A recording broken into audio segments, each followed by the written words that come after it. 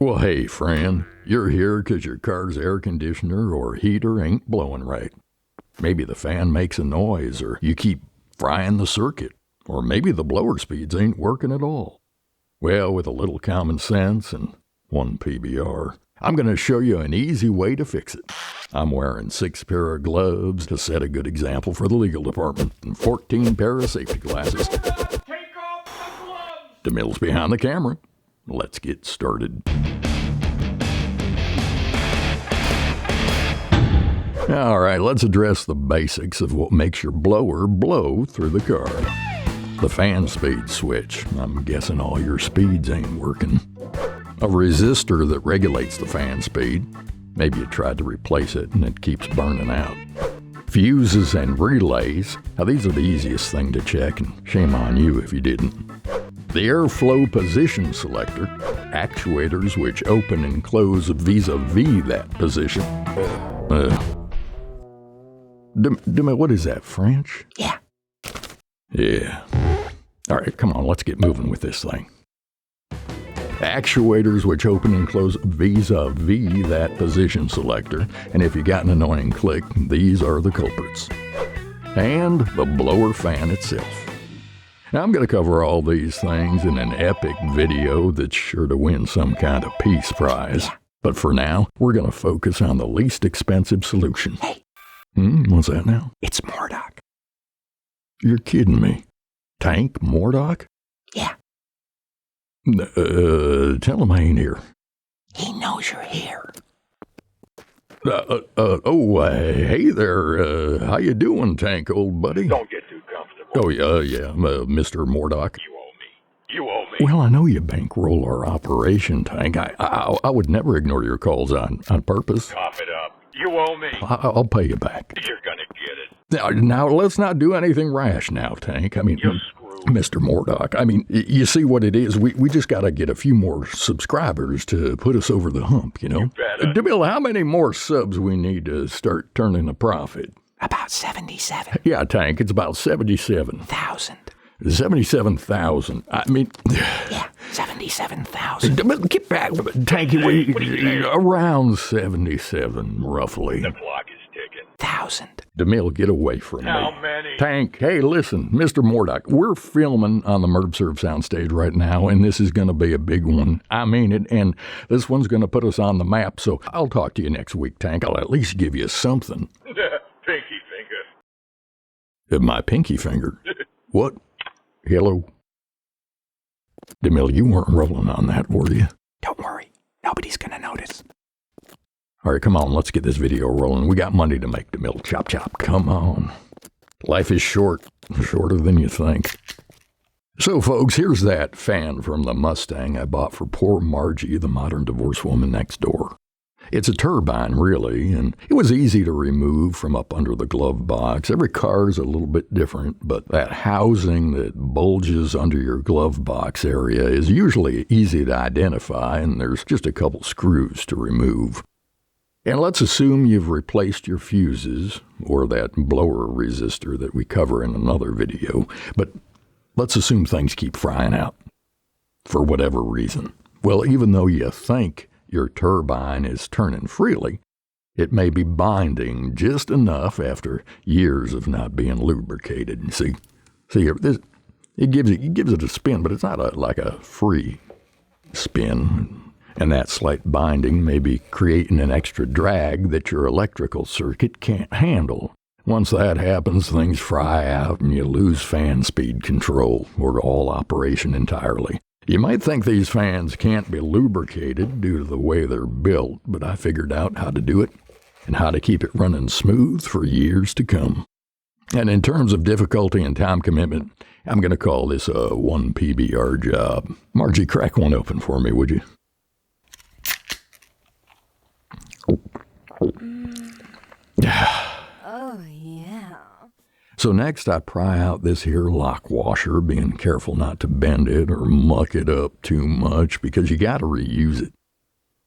And since taking off the turbine itself may require some elbow grease, it's time for Merv Serve tip number 17. See, you never want to use a pry tool that's actually harder than the material you're trying to pry off. For example, using a metal screwdriver to pry off this here plastic hamster wheel will only damage the plastic. That's why I use a plastic pry tool, and it took me a good 5 minutes or so to carefully work out one side and then the other. Likewise, you should try to find an appropriate prying alternative around the house, or check out the product details below this video, because there's a variety of inexpensive plastic pry tools made for these purposes. And she's off.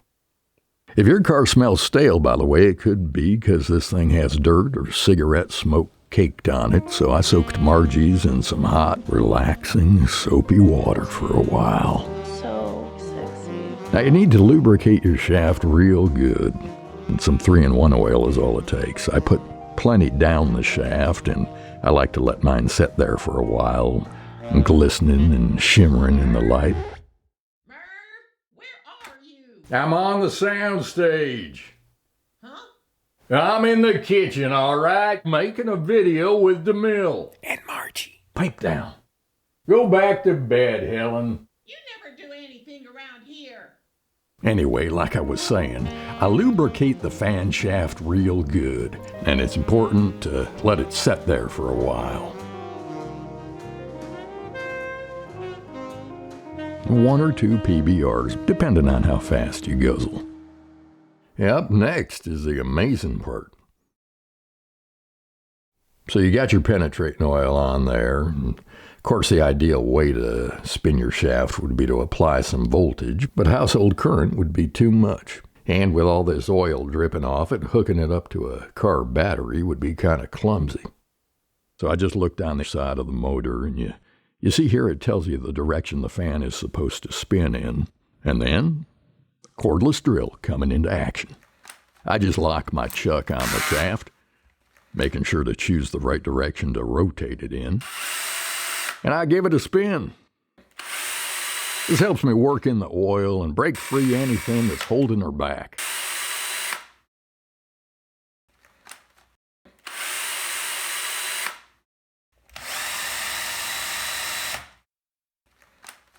And you can even put the turbine back on here to check the wind she's putting out if you want, but really do wear heavy gloves because this thing will tear your flesh off. My half-brother Melvin tried it barehanded and blindfolded once, back when he had all his knuckles. And wow, look at this thing breaks wind harder than Helen after 3 bottles of cream soda and a heaping scoop of that KFC coleslaw she loves so much. Man, that stuff is good. And so that's it. You can do this multiple times. Add more oil, let it soak in, spin it more. In my case, I just did it once real good, and then I reattached this lock washer real good. Put her back in place. Took her for a spin and enjoyed all the fan speeds a man could ever want. Before this procedure, Margie's blower motor resistor was frying out like every 2 months. But since I've done this, her unit's been running fine for close to a year now with no issues. Remember, folks, sometimes the simplest solution is the easiest. So be sure to check out some of my other videos. We're trying like heck to increase our subscriber count, so I hope you'll help us out. It's all about participation, you know. And I gotta say, it's amazing the number of direct emails DeMille gets versus the public comments people are actually willing to post in the discussion section. But we do get some interesting observations. So if you haven't seen the heat gun challenge video, check it out.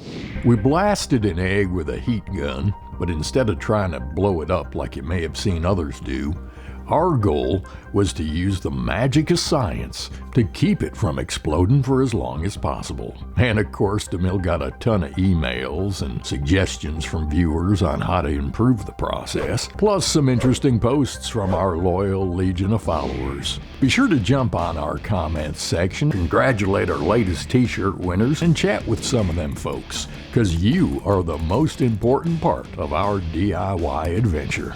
By liking and sharing our videos, you could boost the search results and make it easier for people just like you to find the information they're looking for. This is Merv, and I'll see you next time.